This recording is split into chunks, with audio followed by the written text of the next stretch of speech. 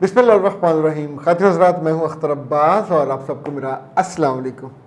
लाहौर में कई साइकोलॉजिस्ट हैं और कई साइकेट्रिस्ट हैं। उनके पास पेशेंट जाते हैं, फिर उनका वो इलाज करते हैं।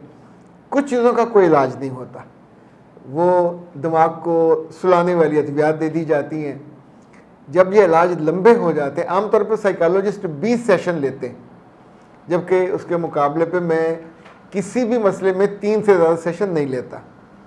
और ये अल्लाह का इतना करम और फजल और रहम है कि इस पर जितना बंदे का शुक्र अदा किया जाए कम। पिछले दिनों हमारे एक दोस्त हैं और इरफान उनका नाम है, बहुत अच्छे साइकोलॉजिस्ट हैं। उन्होंने मुझसे कहा कि सर, जितने मेरे केस ख़राब होते हैं या मुझसे नहीं हैंडल होते, मैं आपकी तरफ भिजवा देता हूँ। उनकी एक कोलीग है फीफा, वो भी यही करती हैं, तो उनके केसेस भी मेरे पास आते हैं। सो मैंने उनसे कहा, सिर्फ आप दो नहीं हैं, कितने और साइकोलॉजिस्ट हैं जब केस नहीं हैंडल होता। ज़िंदगी की हर चीज़ किताब में नहीं लिखी हुई। बहुत सी चीज़ें हैं जो मुशाहदे से, जिसको ऑब्जर्वेशन कहते हैं, फिर जब आपके पास केस आता है उसकी वैरायटी इतनी मुख्तलिफ होती है। लाइक पिछले दिनों मैंने एक एंग्जाइटी का पेशेंट, उसका ट्रीटमेंट किया। उस बच्ची की शादी को मुश्किल 7 महीने हुए थे और वो अपने घर आई मिलने, तो अपनी वालदा और भाई के साथ मुझ तक पहुंची और फिर उन्होंने कहा, जी मैंने आपसे अकेले में बात करनी। ओके, तो जब बात हुई, अब ये अनोखी बात थी, किसी लाइफ कोच के पास इस तरह का केस नहीं आया होगा। ये इतना अनोखा है, किसी साइकोलॉजिस्ट के पास, किसी साइकेट्रिस्ट के पास इस तरह का केस नहीं जा सकता। जब साइकोलॉजिस्ट के पास जाता है तो वो इसको वहम गिनते, या आप क्या इसको नाम देंगे कि एक चीज़ होनी थी, नहीं हुई, और अब आप उस पर कर्ज किए जा रहे हैं। और होले होले ये कर्ज इतना बढ़ जाता है कि ऑब्सेसिव कंपल्सिव डिसऑर्डर बन जाता है। अब मैं आपको वो केस बताऊं, चूँकि मज़े का केस है। उस बीबी से मैंने बतौर ख़ास कहा कि मेरे बच्चे, ये चूँकि आप आए हो इतनी दूर से, केस ऐसा है कि कई लड़कियों को इसका फ़ायदा हो सकता है। उनकी शादी अपने बॉस से हुई और बॉस उनसे उम्र में 8-10 साल बड़े। अच्छा, ये भी कोई नई अनोखी बात नहीं है। बॉस की पहली बीवी फौत हो गई थी और उनके 1 या 2 बच्चे थे। अब ये गरीब ख़ानदान से है। वालिदैन ने ये जानते हुए भी शादी की कि उनके पास गाड़ी है, घर है, सेफ्टी है, सिक्योरिटी है। बच्चे की शादी लेट हो रही थी, 28-29 साल उसकी उम्र थी, गुड लुकिंग थी, लेकिन नहीं रिश्ता आ रहा था। ओके, जब रिश्ता हो गया, शादी हो गई, तो पहली या दूसरी शब की बात है कि उसकी सास ने आके उसको रुमाल खोला, रुमाल के अंदर जैसे होता है ना हैंडफुल जेवर, वो निकाला और कहा, मेरे बच्चे, ये वो है जो मेरी पहली बहू का था जो फौत हो गई, और मैं ये चाहती हूँ, तुम्हारे मियाँ ने तुम्हें मुंह दिखाई दिया, जो दिया वो अलग है, पर ये मैं चाहती हूँ कि मेरी तरफ से तुमको गिफ्ट, और तुम इसको रख लो। तो उस खातून ने, उस अल्लाह की बंदी ने अपनी सास को इनकार कर दिया, और इनकार ही नहीं किया, अगर से डायलॉग भी बोला। अब ये इतनी बेहुदा हरकत है। आप सोचिए, शादी का भी 1 दिन हुआ है और आप अपनी सास को उसके जो तोहफा वो दे रही है उस पर इनकार कर रहे हैं। किस चीज़ पे? जेवर तो औरत की कमजोरी है, मरते हुए भी इसको दिया जाए तो ये कभी इनकार ना करे। उस लड़की ने कहा, जी मैं जी बेवकूफ़ थी, मैंने ये सोच के इनकार किया कि मेरी सास खुश हो जाएगी। एक बात असूलन याद रखिएगा खातिन हज़रात, आप सब, कोई दोस्त, कोई अजीज़ कभी कोई तोहफा दे, बिस्मिल्लाह करके लीजिए, वो तोहफा छोटा हो या बड़ा हो। उसने आपके बच्चे की पैदाइश पे अंगूठी दी हो, आपने देखा हो हल्की लगी हो और आप वापस कर दें, बहुत ही बेहूदगी है। कोई केक लेके आया हो, आप क्रीम वाला केक नहीं खाते, आप वो सख्त वाला केक नहीं खाते, नो प्रॉब्लम, वो लेके आया अपनी अफोर्डेबिलिटी और अपनी मोहब्बत के एतबार से, उसको लीजिए, सर आंखों पे रखिए, बिठाइए, सबको बताइए।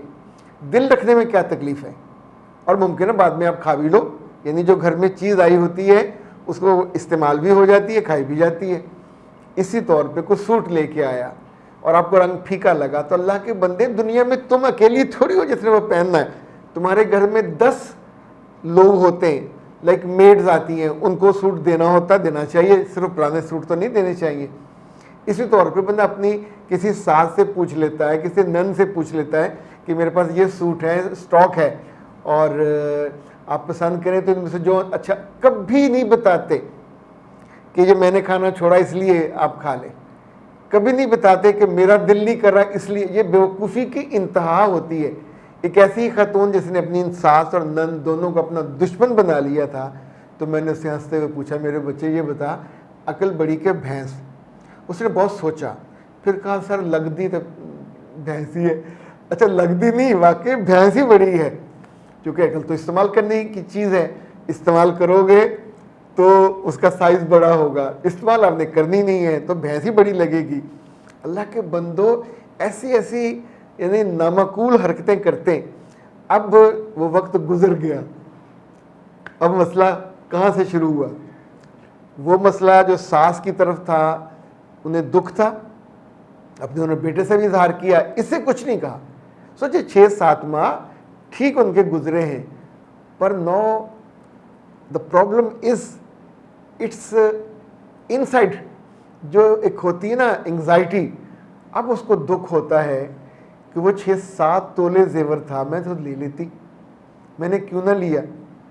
और फिर उसने मुझसे पूछा सर मुझे क्या करना चाहिए था? मैंने कहा बच्चे फ़र्ज़ करें उसकी पुरानी बीवी के कपड़े चीज़ें सब, मियाँ भी तो पुराना उसी बीवी का है, तुमने वो ले लिया, तो जो जो वो घर भी उसका है वो भी तुमने ले लिया, बच्चे भी उसके हैं वो भी तुमने ले लिए।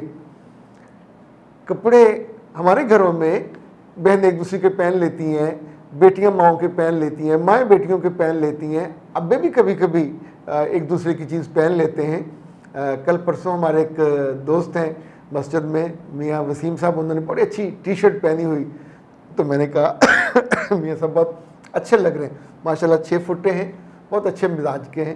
तो उन्होंने कहा अपने बेटे की पहन के आया। तो ओके, आप अपने घर में से किसी का पहनते, तो अगर आपकी पुरानी जो मियाँ की बीवी है उसके कपड़े वार्डरोब भरे हुए हैं, तो वो किसने खर्च किया? मियाँ ने खर्च किया, ले लेने चाहिए, अब धो लें।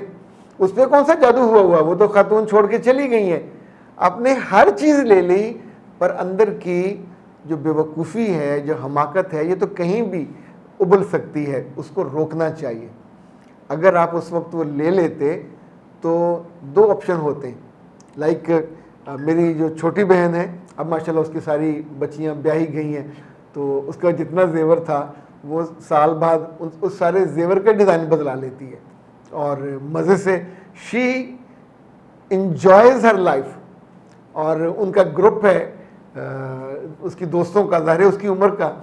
अब वो पाकिस्तान भर में जाते हैं, सैर करते हैं, खाने खाते हैं, लाहौर आती है तो लाहौर के सारे होटल वो, तो उसे अपने मिजाज के, इसे कहते हैं अपने आप को समझदारी से, दानाई से उस जगह पे प्लेस करना जहाँ पे आप चले गए हो। वहीं खुशी छुपी होती है, वहीं आसानी भी छुपी होती है। तो जनाब अब वह खातून एंग्जाइटी की उस मंजिल पे जहाँ वो डिप्रेशन में चली जाएगी। और जो प्रॉब्लम है वो ये कि मैंने वो क्यों इनकार किया। पिछले दिनों अब चूँकि उनकी वो होने वाली एनिवर्सरी, तो मियाँ ने पूछा कि तुम्हें क्या गिफ्ट दूँ, तो उसने कहा कुछ भी दे दें, कैश ना दीजिएगा। मियाँ का इरादा था कि उसको 30-40 हज़ार रुपया कैश दे दे। तो मैंने तो कहा तुम्हें बेवकूफ़ी करने का ठेका लिया हुआ है भाई, मियाँ जो दे रहा है उसको ले लो। कहने कि नहीं, मेरे दिल में था कि मैं उससे कोई अंगूठी ले लूँ, कोई ब्रेसलेट ले लूँ, कोई ऐसी चीज़ ले लूँ जो सोने की हो। सारी उम्र पड़ी है मुर्गी से अंडे लेने की, मुर्गी शौक से सोने के अंडे दे रही है, अब लेते जाइए। अभी आप उसके दुआले हो जाओ कि मुझे अभी इससे 2 अंडे इकट्ठे निकलवाने हैं, तो नहीं निकलेंगे, मुमकिन अंदर से 2 गुलियां निकल आए।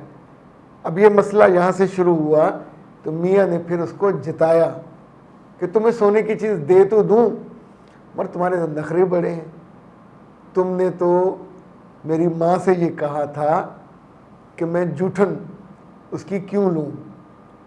तो मैंने पूछा तुमने कहा था? उसने कहा सर मुझे याद नहीं है। मैंने कहा ऐसा नहीं हो सकता, तुमने कहीं ना कहीं वह बैठे हुए ये तुम्हारे मुंह से ज़रूर निकला। उसने कहा जी हाँ मैंने कहा था, पर मेरे दिल तो पाक साफ था, मेरा दिल तो अच्छा था, मैंने उसे कहा था अपनी बेटी के लिए रख लें। यानी वो जो है पोती, उसके लिए रख लें, उसको दे दें।